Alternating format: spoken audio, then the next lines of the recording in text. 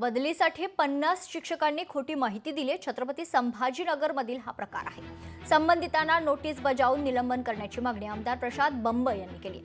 राज्य शिक्षकांमुळेच मोठा भ्रष्टाचार झालाय, प्रशांत बंब यांनी हा आरोप केलाय.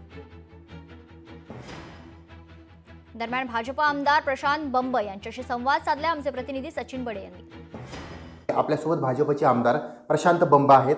काय सांगाल, एकीकडे शिक्षकांनी दर्जा सुधारावा, मुख्यालय राहावं यासाठी तुम्ही वारंवार आग्रह केला, प्रयत्न केले, एवढंच काय तर शिक्षकांना अंगावरही घेतलं. मात्र त्यानंतर असं स्पष्ट होतंय की बदली करण्यासाठी अर्ज करतायत आणि त्यामध्ये खोटी माहिती सादर केली जाते. 50 अर्ज बाद झालेत. बघा, शिक्षक आणि शिक्षण हे क्षेत्र अगदी पवित्र मानलं गेलेलं आहे. म्हणजे गुरुजींना आपण देव मानतो आणि अशा आपण मानणाऱ्या देवांना, गुरूंना ते असले वेगवेगळे प्रकार करतायत. आपण जो मुद्दा घेतला की 50 शिक्षकांनी खोट्या माहित्या देऊन बदल्या करून घेण्याचे करता प्रयत्न केले. हे दिसायला साधं मॅटर दिसतं, पण हे साधं नाही आहे.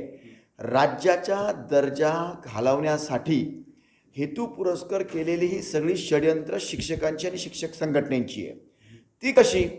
मी दिव्यांगच नाही आहे, म्हणजे माझा मुलगा तरी तो दिव्यांग दाखवायचा.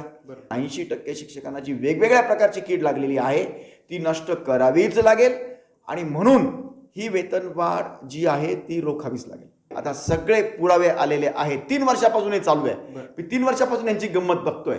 आता हे सगळं कागदावर 8-15 दिवसामध्ये माझ्या हातात आल्यावर माझ्याकडे त्याचे हे आहे अनऑफिशियल, पण ऑफिशियल घेऊन मी पुढे येईल. शिक्षक भ्रष्टाचार करतायत, खोटी माहिती सादर करतायत आणि ही नक्कीच लज्जास्पद बाब आहे, अशी प्रतिक्रिया भाजप आमदार प्रशांत बंब यांनी दिलेली आहे.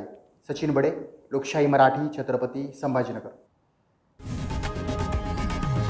लोकशाही मराठी ऐका, पहा, जागरूक रहा.